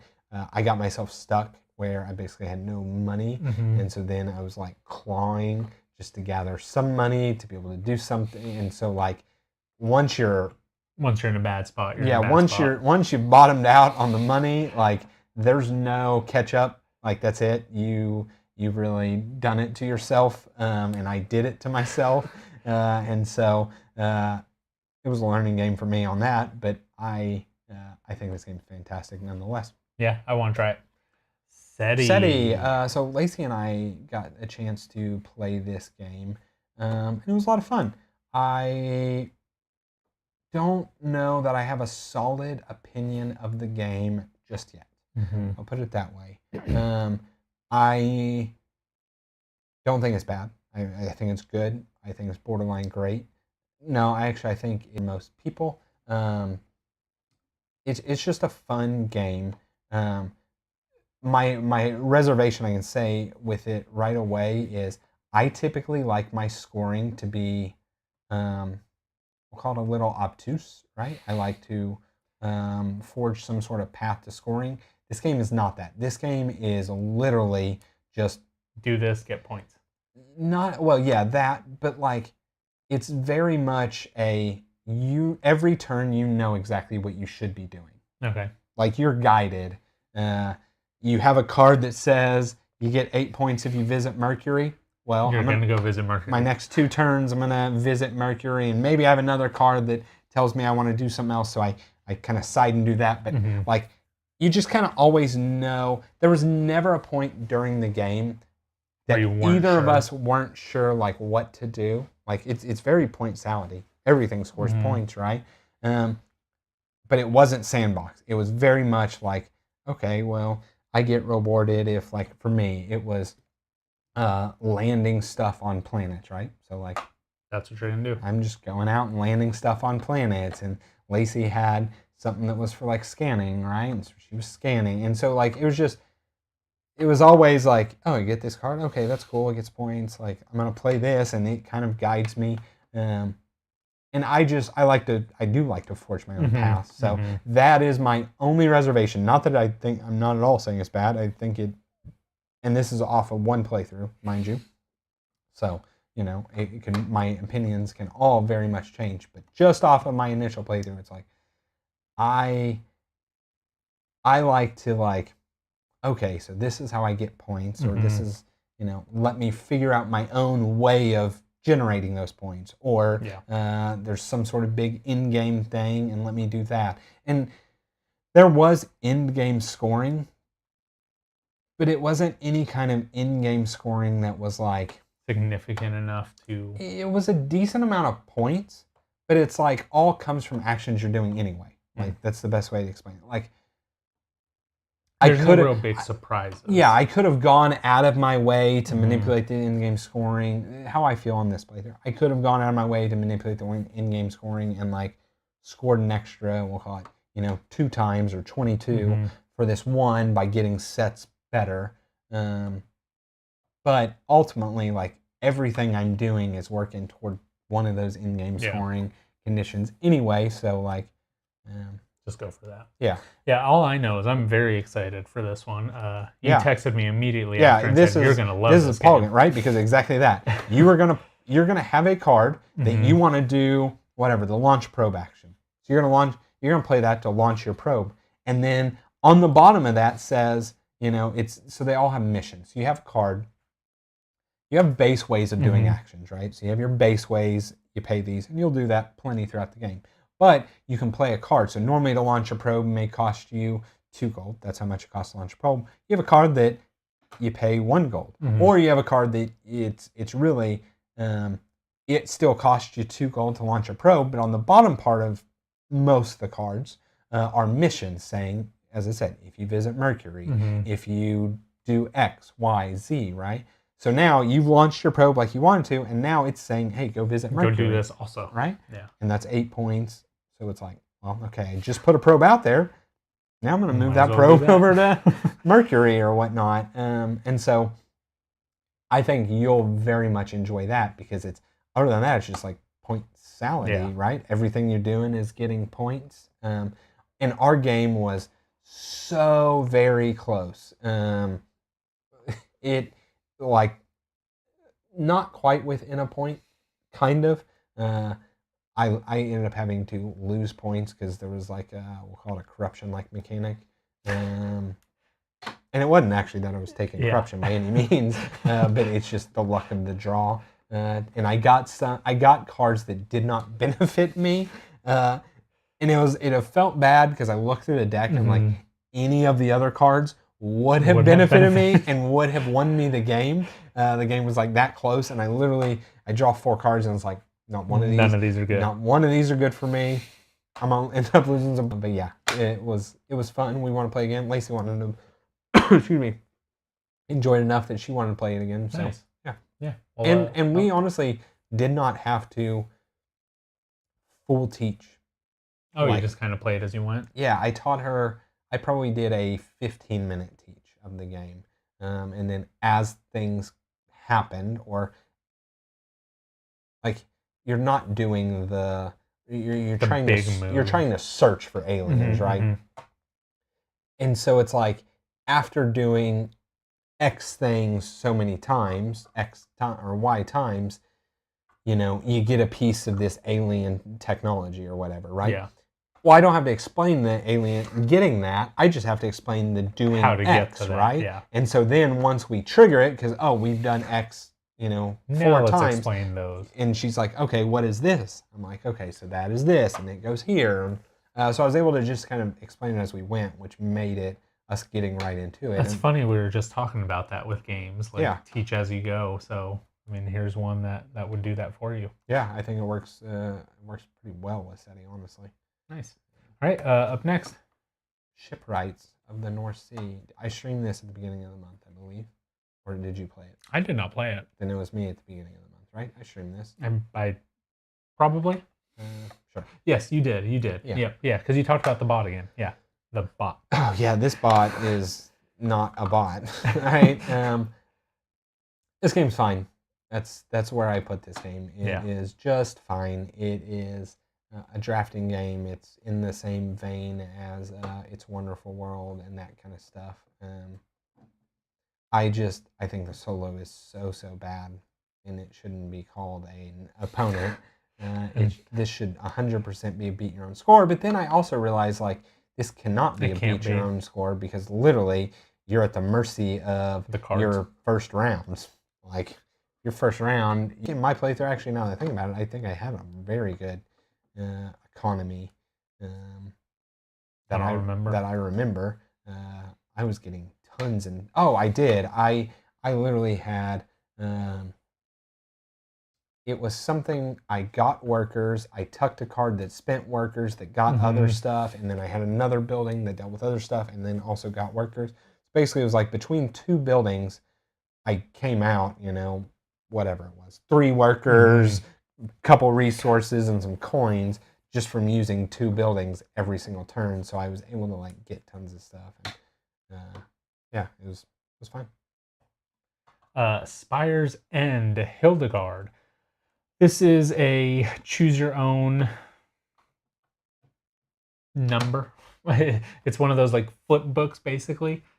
Choose your own adventure. That's what we'll call it. But this is a card game where you have 4 different chapters, and basically you play as Hildegard, and you have some package, and you're trying to deliver this package. So there's 4 different chapters. Each chapter is a stack of cards. And basically, you're just going to flip them over and just read what it tells you to do, and then just do what it tells you to do.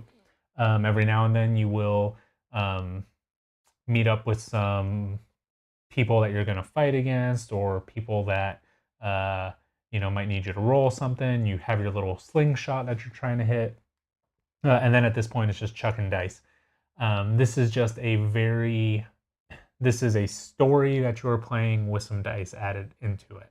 I was able to play through the entire story. I was playing like 30 minutes at a time kind of thing.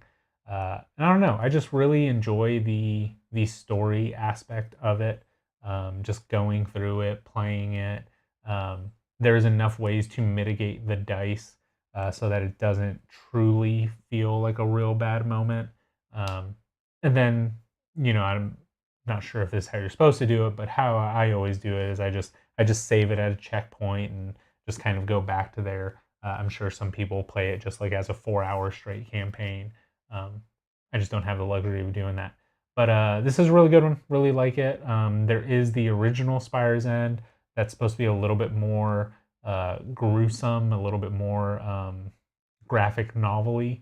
And then the third one that's coming out probably later this year, Spire's End Ranjitaki, that I got to preview. That one seems really good, or that one, at least a little bit of I played, was fun. Just that story is really fun, and I like the narrative-driven games. Is the gameplay any different in them? Or is it? Yes. So the gameplay is actually different? I'm not sure about the first one. Yeah, I'm not sure about the first one, but the third one, the gameplay is different.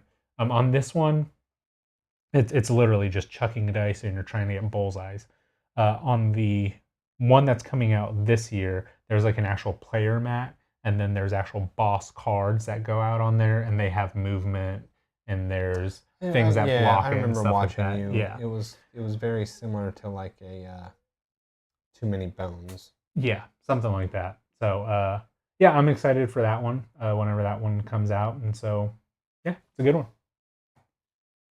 Teotihuacan. I played this over Christmas, so went over to Lacey's parents and chilled for the day and brought this and played it and had a good time playing the bot. I will never not play this without the app that runs it because it just makes the bot so incredibly easy. I don't at this point I don't even have to look at the solo book, which is like 12 pages in itself, you know.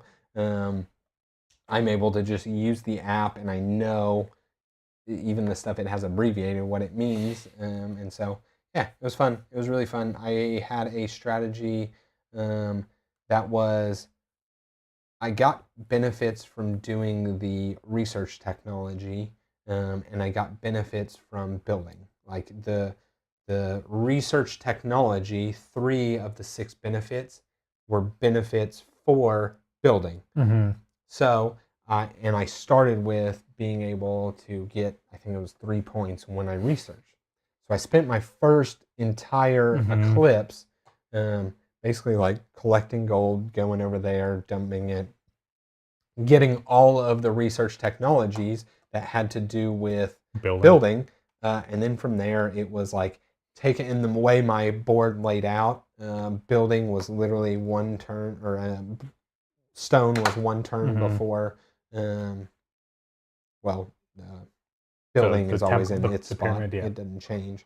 But where it is now, downside, wood was right after it, so it was that kind of way around. But anyway, regardless, I was able to like take all 3 people, get lots of stone, go over, use it on the pyramid. One of the technologies was reducing the resource cost, so I almost always made it wood because I was getting less wood in general. And then I got points for doing it, bumps for doing it. I think it was, yeah, so I got points when I built. So it cost a resource less. It acted as though I had an extra die. I got 3. All right, Terraforming Mars Ares Expedition. So did I also play this on Christmas? I think so. I think I played this on Christmas as well. I'm pretty positive. But I played the Crisis expansion, so the actual meant to be cooperative or solo expansion. It was awesome. It was so incredibly awesome. It made it like it was a totally different game. So the premise is you start with everything done. You have full oxygen, full oxygen, heat, and oceans flipped, right? The idea is a comet has just hit into, and basically you're losing. So like you lose some oxygen, and so you have to survive a deck of cards. It's like your bad deck of cards that is hurting the planet. And then once you get to close to the end, 3 cards before the end, if you've made it there, once that comes out, then you just have to have your things back maxed and flipped and whatnot. In 3 turns? After that point has happened. So once that has happened, you have that. So you have a total of 4 turns. So you are building it up as things are going away? Yeah, so like you'll lose some heat and you got to rebuild the heat, you know? And there's ways of...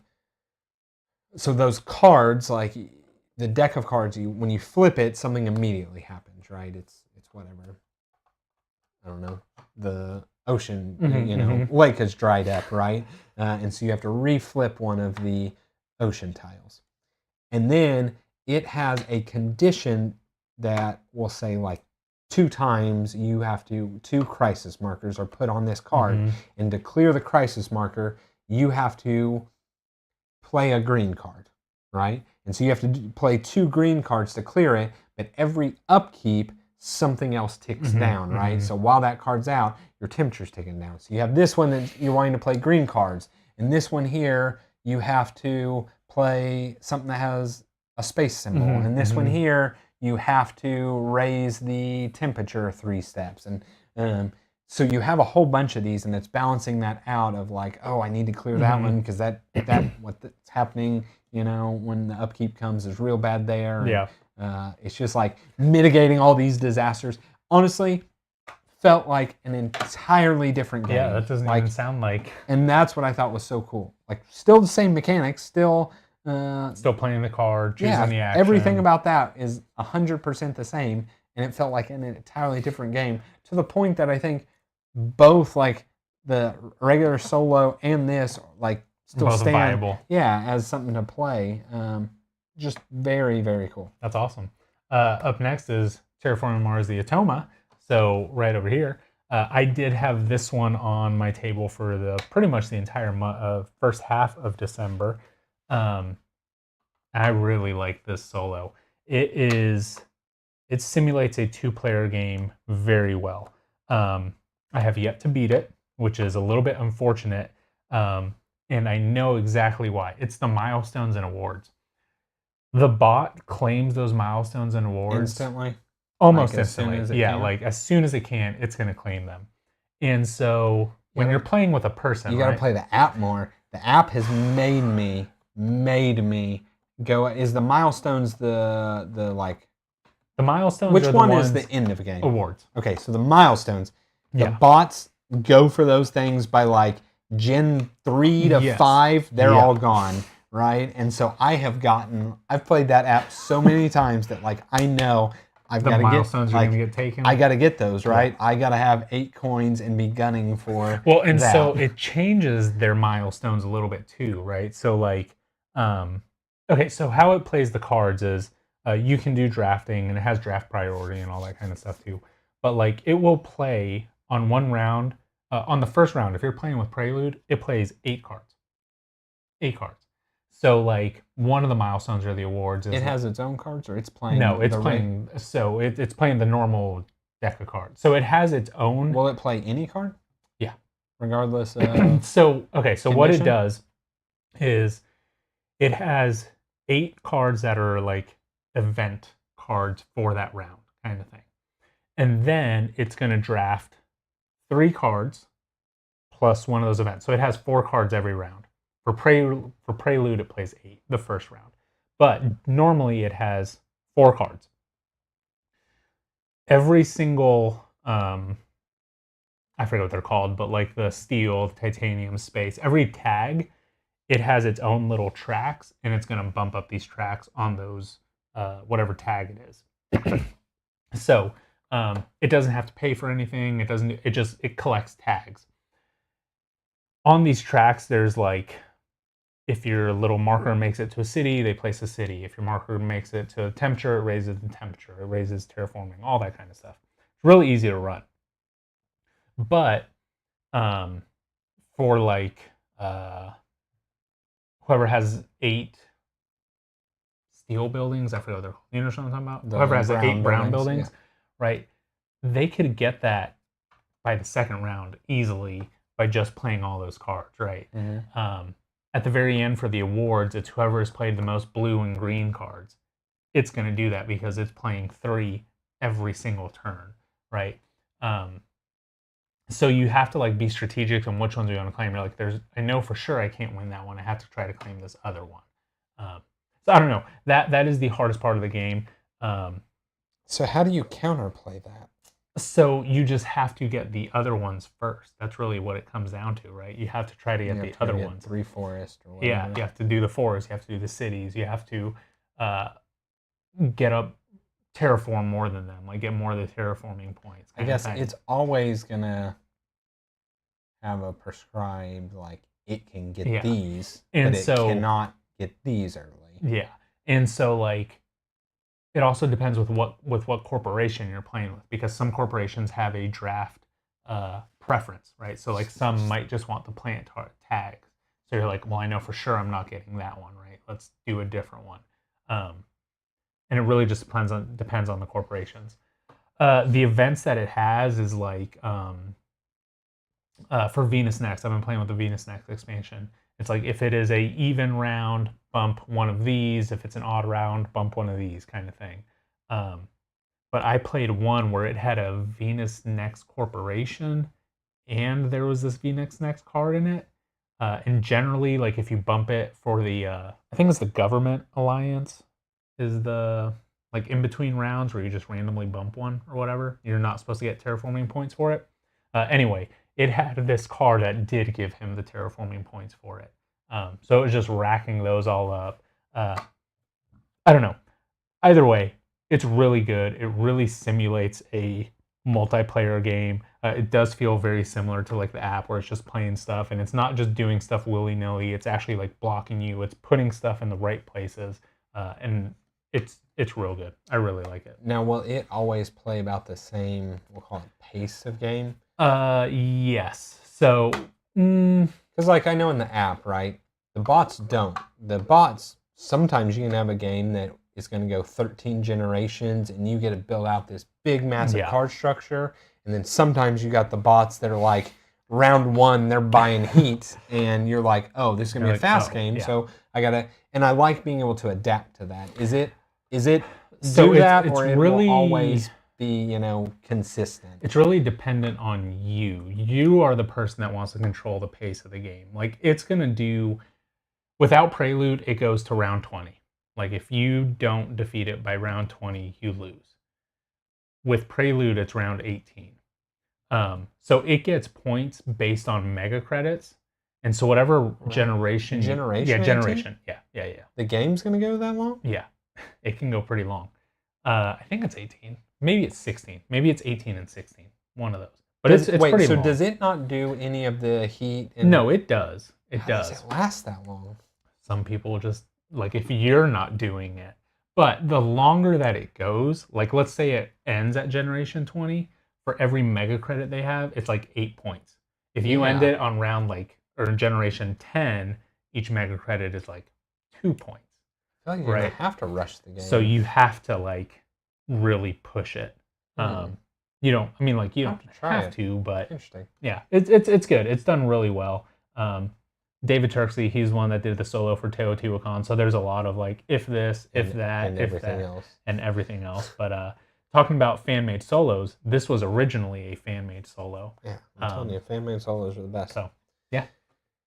Wayfarers, I just on a random day decided to solo this, and I had a blasty blast. Yeah, I really like this game. I continue to really like this game. I don't remember. Do you remember what the expansion is supposed to add to this one? I like literally cannot remember. I know it has to be tiles, only because the box, like the organizer itself, has spots spaces for like tiles. But I cannot for the life of me remember what they said that was going to be in this. It's just got to be like more cards and stuff like that. Yeah, I don't know what they could add for it. But I did such a good job of controlling the bot and the pace that it journaled. And not letting it do many double journals. So it was always ahead of me in journaling.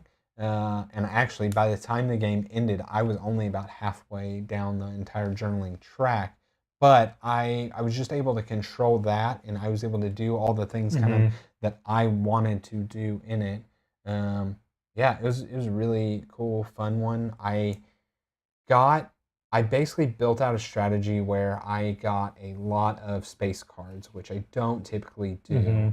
And I just took a ton of space cards, and so I wasn't scoring a ton for any of them, instead of like typically specializing in like, oh, I'm going to get a lot of points in this space card. I just got a bunch of space cards because I basically made them where they were cheap and got the little, whatever it is, the telescope. Is it a telescope? I think so. Maybe not. I don't know. Yeah, I think that's the right word. I think, is it a telescope? I would assume What's so. the thing pirates use? I think it's a form of telescopes. Okay, yeah. they're both called telescopes? I think so. Yeah. So you know what's really crazy? I got the Viscounts collector's box in yesterday, and as I was looking through the cards, just like the Viscounts cards, there was one. And it says Wayfair. I was like, oh, they were like giving you hints all the way from Viscounts that this would be the next thing. And I think there's a Scholars one and all that kind of stuff too. So Interesting. Yeah, just random thought. But yeah, Wayfair's. Wingspan. Yeah, Lacey and I just decided to play this on a family game night as well. No. We played this on New Year's. Yeah, we just recently played this. Yeah, 100%. New Year's Eve. Yeah, that was on the text that y'all sent. Yeah, it was fun. It was. I don't even remember who won this game. I think she may have. Maybe I did. I don't know. It was fun. It was also late. that night went way too late. But yeah, Wingspan. I think it's a great game. Don't need to talk about it too much more than that. I love Wingspan. Last up, the Oozle. This game was the game we were playing with Libby before she brought out the Mind. And this game was a blast for the 15 minutes we played it. Let's call it that. This was what I would consider a better junk card, right? It's okay. You flip a card. Everybody has a set of blocks. They're all 1x2 blocks, and they all have different matching. You can kind of see the picture there, but right. So you're gonna have a block that has on one side it's purple and orange touching each other, and on the other it's green and blue, and the other blue and purple and whatnot. And you have 8 blocks. Everybody has 5 blocks, 5 or 6 blocks. I don't know. It doesn't matter. And you flip over a card, and it has a pattern you have to make. Okay. And everybody's racing to make that pattern. Yeah. And it's difficult enough that like somebody doesn't complete it in seconds, but not difficult enough that it like takes forever. Takes 5 minutes, right? It's like it's a good balance of I would say 90 seconds or so. Sometimes the person was quick and then 40 seconds, but like most time I'd say it's 60 to 90 seconds.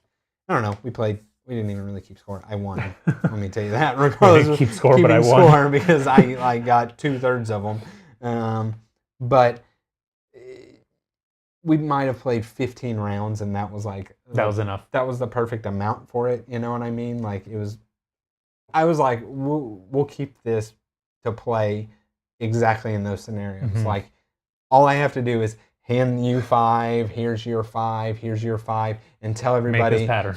Hey, we're making this pattern, and right, that's the rules, and you go, and everybody understands it right away. And yeah, I thought it was way, way, way more fun than I expected it to be. Any rate, it should have been. Yeah, like it was absolutely.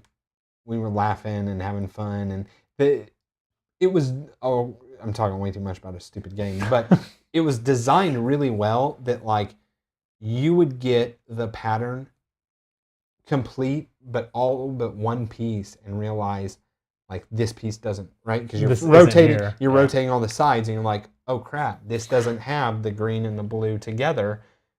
So now you have to figure out like, oh, which one does? Okay, so this one does, but this doesn't go there, and like the amount of deconstructing and like, okay, so that didn't work, and like let me try, and so like it was just clever. It was like however they designed it. It's kind of like Spot It, right? The math behind Spot It is like insane. It's very much that same case for this. Like it's very, very clever. Yeah, I think it's this game. It's called Dimensions. Yeah. So I've heard Brothers Murph talk about it, but it's like same kind of thing. You have these balls of the different colors, and it's like this color can't touch this color, build them up kind of thing. So like all of those spatial awareness, dexterity games, like I think all of those fall in that same kind of, hey, we're here with some people, let's play a few rounds of this, laugh, move on to something else. Yeah. Or your grandma's gone, grandpa steps in, mom leaves, this person steps in, right? Like it's a perfect Christmas game, right? These are the Christmas games for us. So I'm sure we'll play it many more times. And that wraps up our 32 games that we played in December. Pretty good ones. I think so. Yeah. Yeah. I'm happy with it. I'm trying to think. You had some pretty heavy ones, I feel like. Yeah, Civilization was probably the standout. Right? Yeah. I think SETI is good. I just need to play it more. I played it one time. For me, to stand out for sure, Terraforming Mars. I think I played it 3 or 4 times. Absolutely loved it. That was really good. Yeah, I want to try it. Yeah. I mean, let you borrow it. I play the app enough that I'm like, I want to see how different it is than just playing a AI opponent. So generally in the app, I'm scoring 100, 115, somewhere in there. That's generally like my score. I wasn't able to get that much in these ones. I was scoring like mid 90s. You were scoring that many playing? Do you play 2-player on the app? Yeah, 2-player on the app. I just play 3. You do? Interesting. I play, Very interesting. 3 with 2 hard bots. Yeah, I play. I don't know. I play 1 with 1 hard bot. Yeah, for sure. It's just what I like the most. I've played it at 4 and I played it at 2, but 3 is like the 3 is the one that you like. You know why I like it at 3 the most? The draft, you get a card back. That's true. I like that. I like to look at that initial hand of 4 and think, know that one of them is coming back. And think what is probably going to come back to me as I'm picking the 2 and the 3 card. Like I'm like, which one of those do I think is probably going to come back? Sometimes it doesn't matter. Sometimes it's like, you're getting the one that requires less than 3 oceans and there's 7 flipped. But, I think for me, that's just always been a 2-player game just because of the length of it. I don't think 3 players really adds much more time, especially in the app, right? But I've always just considered Terraforming Mars just a 2-player game. I really like it at that player count. I guess I like it. The games we've played with me, you, and Joe have been my favorite of all of my games of it. And so I like it at 3, and that's probably why. Makes sense.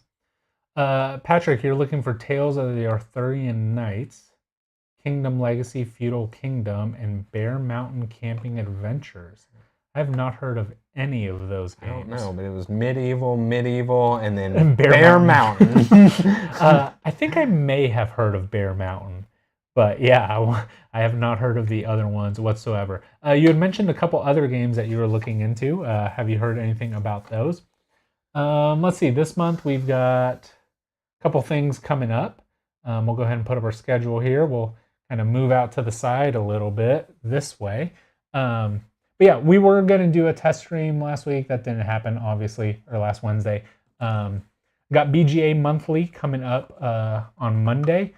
Not as many games as usual. I kind of took it a little bit easier again on that last half of December. And Devin's got Tabanusi, another T game coming up. Friday, we've got all our live playthroughs. Devin's out 1 week there. Devin might be doing a campaign game, possibly. Yeah, so Lacey. I believe Lacey and I are going to start playing together. And at the moment, we don't have it on the calendar here, but we're looking at the 12th. So we're going to start once a month because we have kids and we cannot possibly schedule more than that whenever I'm already doing roughly 8 times a week. I don't know that I can schedule, or 8 times a month. I don't know that I can schedule too much more in there, especially with the 2 of us. But yeah, so we're looking at probably at least 1 Sunday a month. We had also talked about doing one of the Mondays that Paul isn't. It really Sundays and Mondays are like our best days, so it's gonna be one of those. We may tweak it. Might be Sunday this month, maybe Monday next, and it may flip flop like that several times. We don't quite know until we get it all lined up. We also eventually want it to be like the first Sunday or the second or the third, However, at the moment it's going to be scattershot. It's going to be in there sometime. And we're thinking about, we're probably going to do, we're at least this January, this month, going to start Pandemic Season 2. We may do that all year and let that be like what we're doing all year. We may not. We may just plug in random co-ops. The goal will most likely to be co-op, right? Paul and I play enough competitive games and stream those that we want to do co-ops. Something different. And I have enough co-ops that we can try. So with that said, Pat, if we can, excuse me, too many Pat and Patricks. So with that said, if we do a rotating, Marvel Champions will 100% be one of them, because I think that would be a very good one. Yeah, I think so. But I don't know. We're just gonna have to see. It might end up just being we talked about, pandemic is made to be 12 months.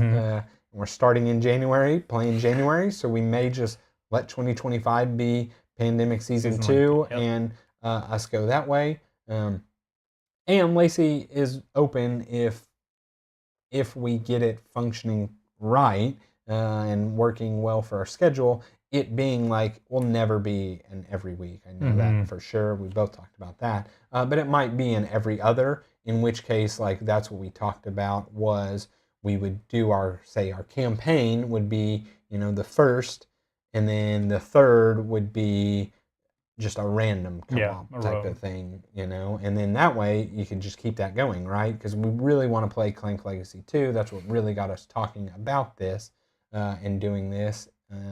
And so maybe, we do Pandemic Season 2, and then after that leads into Clank Legacy 2, and then, every something other else. Week is just doing something like Marvel Champions or whatever. Yeah. Excuse me. And I've considered also possibly, if you're not doing the Mondays or doing a Sunday or something like that, those are generally the nights that my wife works. So I have the nights to myself. I've thought about doing campaigns too. I've got Destinies in. I've got 4 boxes of Destinies that I need to start getting played. I would love to do another campaign of Sleeping Gods, right? So I might be doing some of that as well. Just throw that in there kind of randomly. So try, Ken. More streams. That's like that's our 2025. More streams. More. Yeah. Streams. Last year was be consistent with our streams, and I think we were pretty good at it. This year is more. Yeah. So, that is our schedule. The only thing on here that we'll hit is on the 31st. We have our 5th Friday filler frenzy. Man, I thought of a perfect game for that. What was it? I have to think about it again. I don't remember. I've got a couple perfect ones. I don't have them yet, but I'm trying to. There was something I'm like, oh, this is. I'll have to rethink about it. Yeah, think about it. Yep. So we have that at the end of the month. And then last thing for us here, again, we announced our Discord at the beginning of the stream. So we'll go ahead and put that in the chat below. Go join that if you want to talk about games, if you want to talk about life, if you want to show off pictures, whatever it is, we've got it on there. Just trying to build up that community. And if you want to chat with us, fine, gentlemen. If you want to chat with us, I'm also thinking about possibly just doing like a Monday night where we do board game arena games, or we just play kind of like a thing, right? Like it's instead of a stream, we just go on there and play a couple games together or something like that. So we'll get that all figured out as we go. But yeah, join that Discord, and there you go, Ken. You've been asking for it for a while. I know, Ken. This, you have been. And note, you guys, all I can say is full honesty. Paul will communicate on Discord 40x than me. I very much am bad at doing even texting. So yeah. I was gonna say a couple times. I will do my best. You've posted on there, and I'll do my best. So I'll do my actual best. I'm all about generating discussion. It's the checking and I will never check that more than once a day. Once every 2 days. Once a day is a stretch. Yeah, like I'm a once every 2 or 3 days checker. But but if you want to say something, ping them. Do that. Yeah. Maybe I should turn on my notifications. Maybe that's true. You know what? Maybe that's my problem in general. Is I just leave notifications off for everything, right? Like when that question comes up, I'm like, no notifications. Do not bother me with anything. For Discord, I have it all shut off except for like if somebody ats me, specifically kind of thing. Mentions you. Asks me specifically. Same for like Board Game Arena. Same just for everything. But that is all that we have. Thank you guys for being here. We appreciate it. We're excited for the new year, new things to come, and we're just gonna keep on doing what we're doing. looks up through solo. Yeah, you're happy when Devin looks up. Exactly. That's my 2025 resolution. I'm gonna look up 1.5 times more. I was gonna say, there's been a couple times where I'm like, Devin, you forgot this, and then like 20 minutes later, you read it and you're like, I'm like, oh yeah, thanks, Paul. Oh, I did forget that. Yeah, absolutely. So, all right, we appreciate you guys as always. Thanks for being here. Remember, like, comment, subscribe. All that stuff helps us. Now send people to our Discord, and we'll just keep on keeping on. Catch y'all later.